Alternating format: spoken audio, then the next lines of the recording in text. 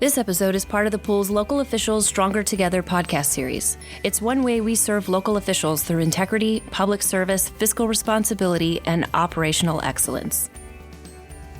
As always, please direct specific questions about coverage to your risk management advisor. Welcome to episode 2C in the TML Risk Pool's Local Officials Stronger Together podcast series. I'm your host, Scott Houston. We've had some inquiries recently about how cities can regulate firearms. Because of that, we wanted to do a quick refresher on the fact that Texas cities actually have very little authority to do so. In fact, the Texas legislature has almost completely preempted cities in this area of regulation. I've written a fairly comprehensive paper on the subject of local governments and firearms, and an updated version of that paper, along with a shorter cheat sheet, is posted below this podcast.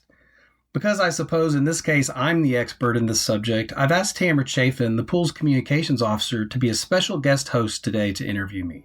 So let's jump right in.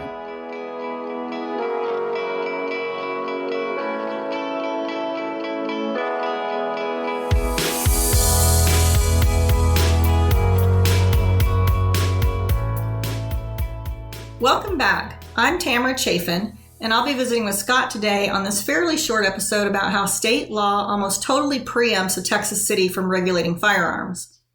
Two of Scott's earliest podcast episodes also deal with guns. Episode 2A explains, 1, that a local government's limited authority to regulate where a citizen can carry a firearm, and 2, the consequences for acting incorrectly. And then episode 2B explains the authority of a local government to prohibit or allow employees with a license to carry a handgun at work, the potential liability for doing so, and the basics of the pool's liability coverage. But today we're going to be talking not about who can carry where, that's very limited as well, but instead today we'll talk about how a city can actually regulate firearms and accessories. Scott, first will you explain to me about the doctrine of preemption? Hey, thanks for hosting today, Tamara. Put very simply, the legal doctrine of preemption determines when a higher level of government's laws take precedence over those of a lower level. So it's designed to ensure that when two laws conflict, the law made by the higher authority controls. In our case today, we'll be talking about Texas state laws that limit Texas cities' regulation of firearms. Okay, so knowing that, what state laws in Texas primarily preempt cities from regulating firearms? Yeah, so there's a handful of laws, but really two primary ones. Those would be Article 1, Section 23 of the Texas Constitution and Texas Local Government Code Section 229.001. And I'll link to both of those laws under the podcast. What does the state constitution say? It says that, quote, every citizen shall have the right to keep and bear arms in the lawful defense of himself or the state, but the legislature shall have the power by law to regulate the wearing of arms with a view to prevent crime.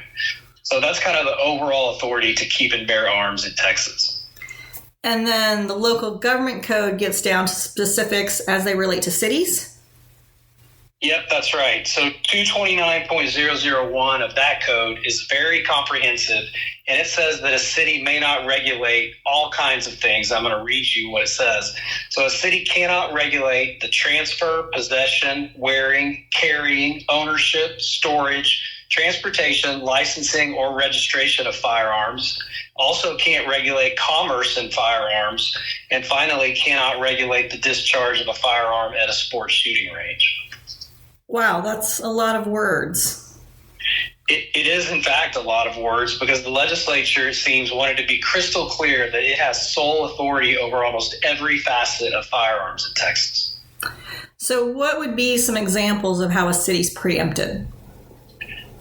Let's look at a few of those words that I mentioned and try to apply them to some quick hypotheticals. So first, let's talk about the transfer of firearms. A city, for example, cannot adopt an ordinance or regulation that limits sales at gun shows, private party sales. Next, ownership. A city cannot adopt a rule saying a person is prohibited from owning any particular type of firearm, say an assault rifle. And possession. A city cannot adopt a rule saying a person can't possess, for example, a high-capacity magazines. There's even a separate law in the government code that expressly preempts city regulation of suppressors, sometimes called silencers.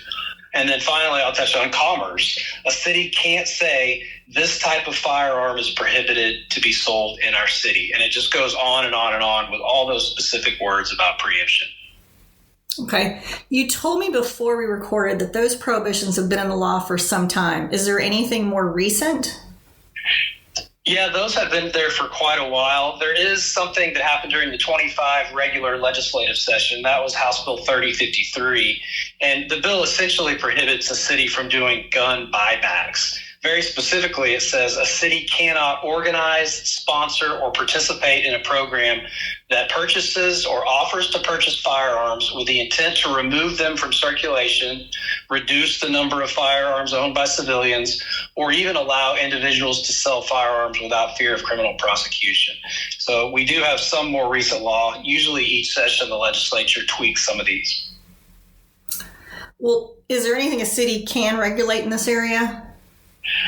Well, again, a city can't really regulate what a person can do in most cases, except with one exception, and that is a city can prohibit the discharge of firearms within the city limits, other than at a sports shooting range. So there are some exceptions even to that for areas just outside the city limits, which is called the extraterritorial jurisdiction, where a city can't limit the discharge of firearms. Most cities do prohibit shooting in the city limits because it makes sense, right? Shooting guns with people living and working closely together just typically isn't a safe practice. Very true. Okay, so we won't do any action items today, but is there anything else you'd like to add? Yeah, let me just say this. The remedy in a lawsuit against a city that acts contrary to state law in this area would probably be for an injunction, a court to order them to stop doing it. And the pool doesn't generally cover injunctive relief, depending on the facts of each case. But we just wanted to get this information out there so city officials know what's what and don't get in trouble trying to regulate in ways that they can't. Got it. Thanks for letting me host this one. Outstanding. It was my pleasure, and great job hosting. Okay, that's it for this episode. We'll talk again soon. To review written materials associated with the presentation or to ask Scott a question, please visit www.tmlirp.org and click on the Stronger Together podcast link. Please remember that the information in this episode is provided for informational purposes only and doesn't constitute legal advice. We recommend that you review the podcast and the accompanying written materials with your attorney prior to taking action.